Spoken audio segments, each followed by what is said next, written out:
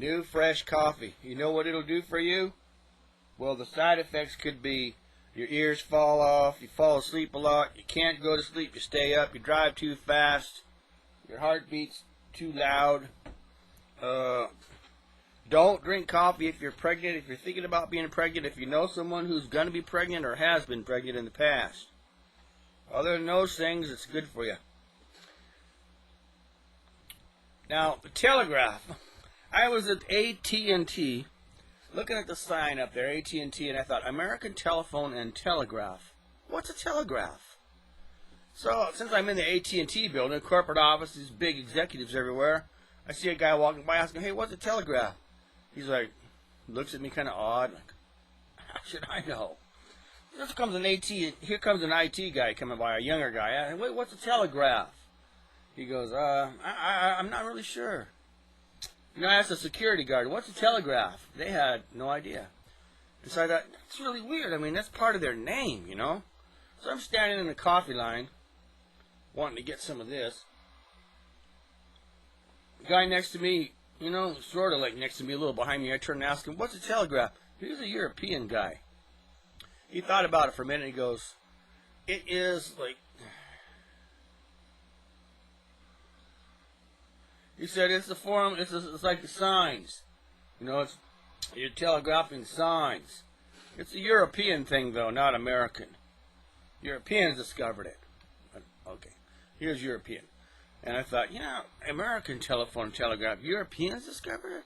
So I had to research it now, so I did. I researched it, and I discovered, yeah, he's right, a guy out of Bavaria or whatever did this sign thing called optical telegraphy.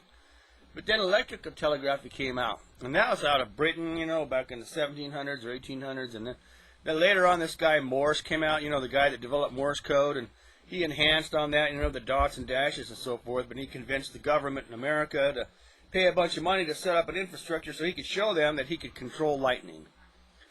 And that's what he did. The very first text message is not the BlackBerry, okay? The very first text message come from Morse, who had set all this up. The girl that came with the good news that the government was going to pay for it all, he told her she could send the first message. So he went and worked with it for a year with the government to set up this infrastructure to send the very first text message. And this girl, she got together with her mom. Her name's Amy, I think. She got together with her mom, or Annie Ellsworth. And they spent a year looking through the Bible to find a verse that they could put into a text message on the very first telegraph. Can you believe that? That's what happened. So anyways, they sent it, big hubbub in the news and everything, although I'm not sure they mentioned the content of the message. Just the telegraph was invented. So I had to read this. They spent a year looking for the verse. I had to read the verse. Turns out that verse is, look what God has wrought. That was the text message. The very first one, man. Back in 1850, something like that. Not the BlackBerry. The BlackBerry's predecessor. Anyways, I had to read this story to find out. They spent a whole year looking it up. It turns out that it's Numbers 22, 23, and 24. That's the story. It's kind of a hilarious story if you ever read it. But it's about all these Hebrew people who had been enslaved for like 400 years. Moses came along and said, let my people go, so forth and so on. And so they left Egypt, crossed over the river, you know, that was divided and so forth. And there 600,000 or a million people are, you know, coming this way. And this prince from the Moabites, you know, the Midianites, he's looking down. Whoa, look at all those people down there. They're going to come and eat everything up and kill us all, you know. There's too many of them. So he tried to get this guy to curse that nation, basically. And the guy that they asked to curse the nation, Balaam or whatever his name, he talked to God and said, what do I do? And God says, no, you're not going to curse the nation.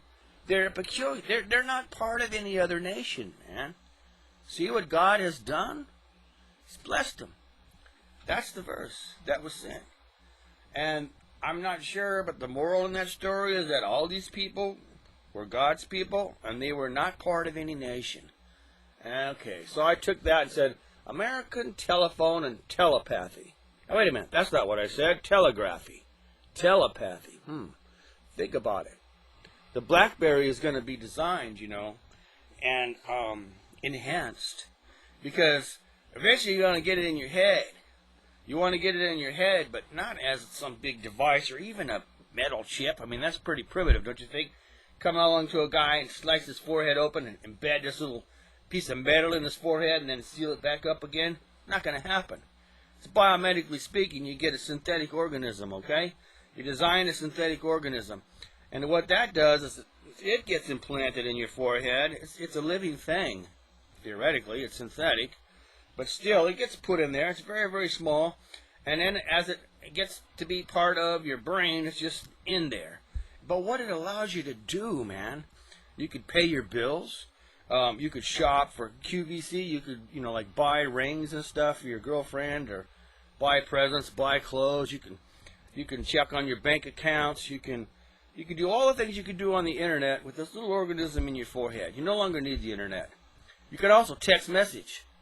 That's telepathy. At least that's what it's sold to be. Because now what you can do is talk to your friends, telepathically speaking, in theory, synthetic telepathy.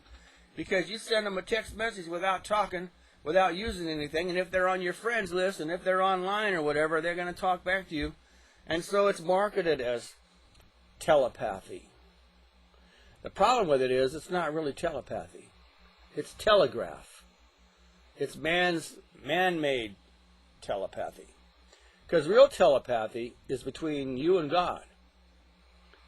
When you pray, that's like telepathy. A telepathic message, because you don't have to say it out loud, or you do. But he hears you. And if you listen for that still small voice, I think it's in 1 Kings, that's a telepathic message coming back from God. That guy Balaam who said, no, I'm not going to curse him. I'm not going to curse him. Look what God has done. That guy Balaam had telepathic conversation with God. A real telepathic conversation. Because he said, I had a vision, and I talked to God, prostrate on the ground, not able to move with my eyes open. That was his form of saying, I communicated directly with God through telepathy. So this thing with a telegraph, it's a similar word to telepathy, and they both do the same thing. They send messages. But one of them is man-made. It goes to your forehead. The other one comes from God. And the reason why you don't want that thing in your forehead is because you lose all self-control, because you can be monitored. People know what you're doing. They know where you're going. They know where you've been. And they know what you want to do and all your conversations. But we are going to be, as a last generation people, here I am talking to this guy like I just talked to you and say, you don't want that in your forehead, man. He's going to go, what? He says, you're not living if you don't have telepathic ability. You're not alive. You might as well live under a rock. Look at all the things that I could do. I could talk to all my friends. I can talk to my husband in Iraq. He's in a war right now, and I can talk to him and have conversations with him and tell him what we're having for dinner. I can talk to my kids at school, And so if you don't have one of these things in your forehead, you're really not living. I mean, how are we going to possibly convince people that a mark of the beast is something you don't want? And this thing right here that's sold to us as a bill of goods and sold as telepathy is not. Now, as far as American telephone and telegraph and the word telepathy, it's coincidence. I don't mean anything against AT&T. I'm just telling you the story in sequence of events of how these thoughts came into my head. That's all. The bottom line is, this is bad. If you get an organism put up there, it's not going to be a good thing. Just remember that prayer is telepathy.